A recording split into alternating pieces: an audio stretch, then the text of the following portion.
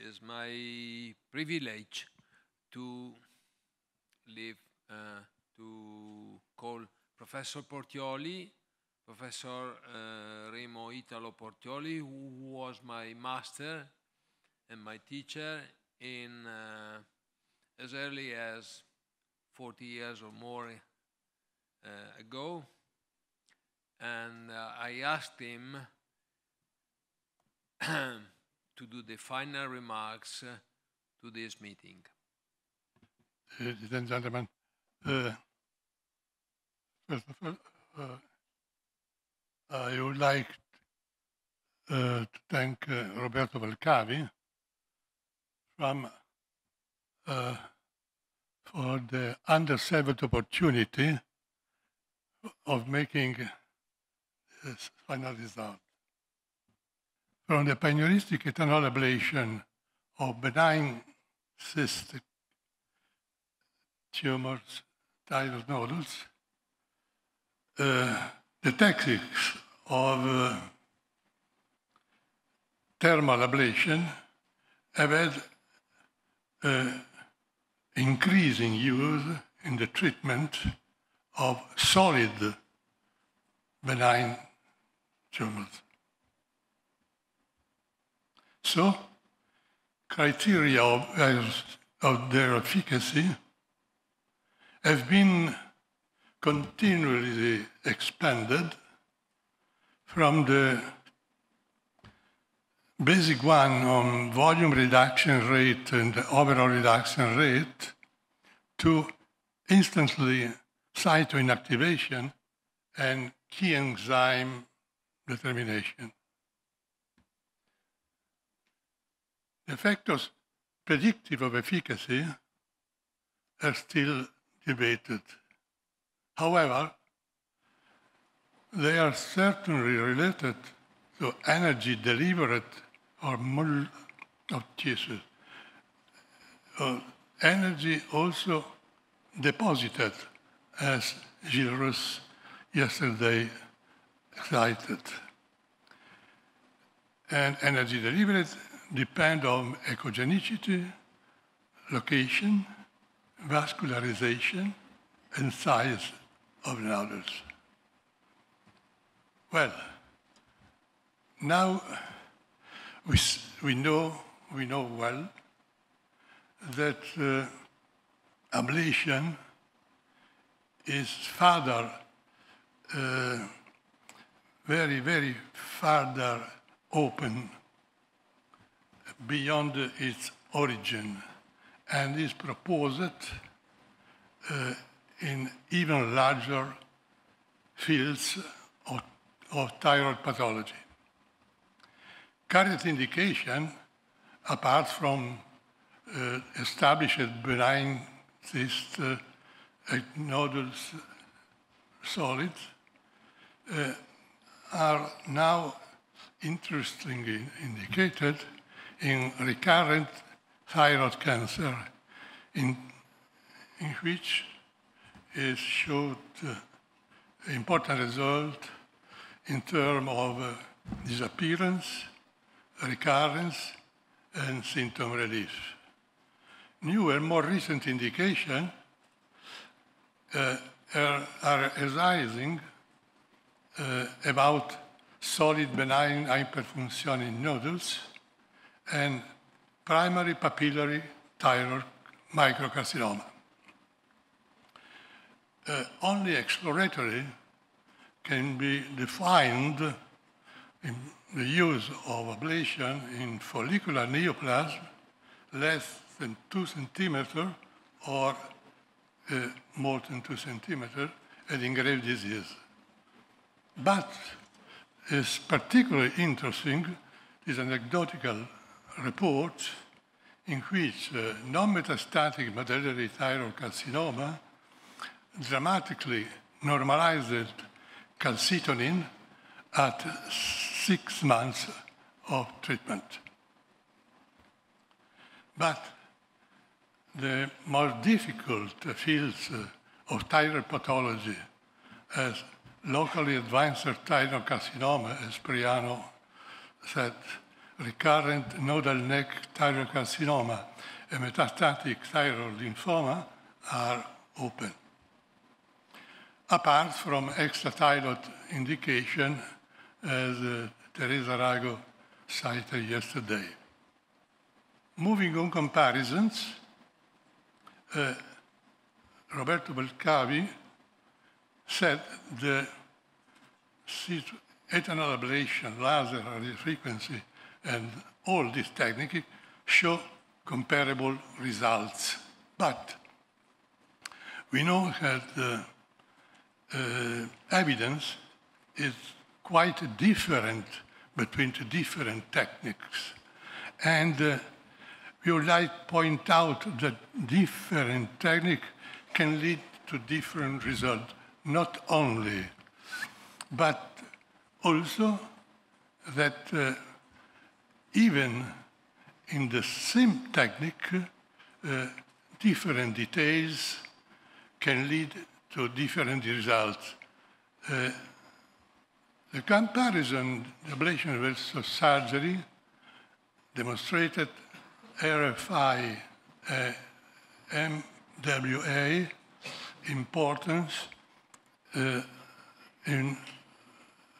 hemodialectomy and surgery.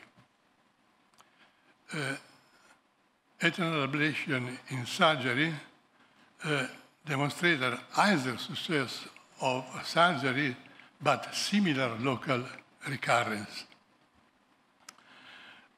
There are open questions about current or tailored thyroid surgery.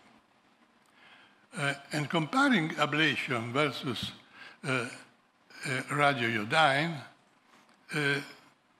results are changed over time. From not be effective in 2004 are similar in 2007, and now not only similar in reducing volume, but in clinical hypoiodines observed only with radioiodine. Logistic advantages of ablation technique is rather obvious. Moving of safety, the complications are various as frequency, as severity, and are opera-dependent. In fact, in the large retrospective multicenter study with LA, the complications are nearly not existent. But the comparison of different populations with different techniques, we will know that radiofrequency are fewer, induced fewer minor and major complications. Also in benign and recurrent cancer confrontation, recurrent cancer are only slight higher complication than benign nodules. A convincing sign of safety is the use of the technique in children and adolescents. The long-term effect is, in the long-term effect, is the crucial problem of regrowth. Sim and the Buck, in studies less than 2 years, concluded that thermal ablation is effective and safe, but studies of longer follow-up showed that nodules can increase in size. Interpretation of this phenomenon has been under treatment of odorous margin. But in long-term effect are restudied in a retrospective study from Ha and back, in which 16 benign nodules previously treated with RFA from 2008, 2030, no atypical cells or neoplastic transformation in the undertreated peripheral portion of nodules have been shown. Conclusion. When thyroid nodule become symptomatic, TSH suppressive therapy is not recommended. Surgical excision has been considered until now standard treatment, but minimally invasive strategies are alternative treatment.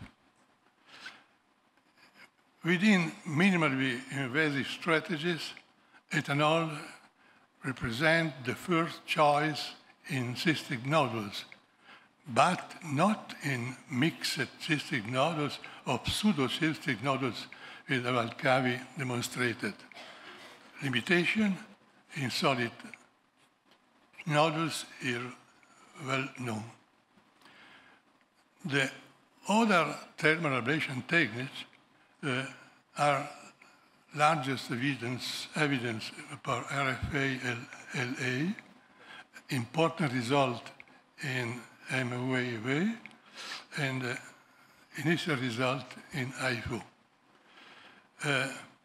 The level of preferences within the thermal ablation technique is so. First choice in benign thyroid nodules, alternative in hyperfunctioning thyroid nodules, a recognized option in malignant non-resectable thyroid nodules. Anyway, the pivotal conclusion I have is the technique works and represent a great opportunity for the future development. However, we need a consensus statement. Apart from valuable work of Korean and Italian contribution, we heard yesterday from Papini the great difference in therapeutic attitude in different countries of Europe. It is a bad example of overtreatment in benign thyroid nodules. So, minimally invasive therapies can be used with success. Now, I kindly ask to highly qualified participants for a commitment. We must reach as quickly as conceivably possible an agreement on how to better define indication and techniques, and conjugation of indication and technique, and indication between indication. Only on this way, ultrasound-guided minimally invasive thyroid nodule therapy will become the routine accepted as a new chapter in general TNT methodology. Thank you. Thank you for the wonderful presentation.